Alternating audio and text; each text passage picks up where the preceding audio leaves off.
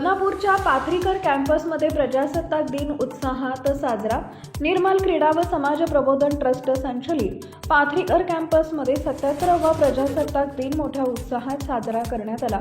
संस्थेचे संस्थापक डॉक्टर दत्ताभाऊ पाथरीकर यांच्या हस्ते ध्वजारोहण संपन्न झाले।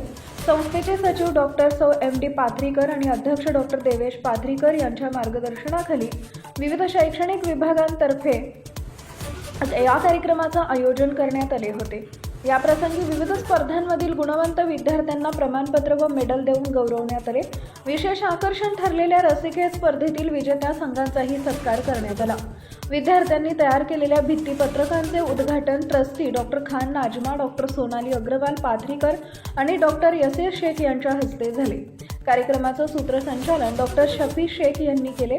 या सोहळ्याला प्रभारी प्राचार्य doctor Zakir Pathan, doctor Abid Shaikh, doctor Sunil Jaibhaye, doctor Pankaj Kadu, doctor Deepali Pawar, मुख्याध्यापिका निशिगंधा देशमुख यांच्यासह शिक्षक, कर्मचारी, विद्यार्थी मोठ्या संख्येने उपस्थित होते। टाइम्स ऑफ महाराष्ट्रसाठी बदनापूर प्रतिनिधी सय्यद नजाकत यांचा रिपोर्ट।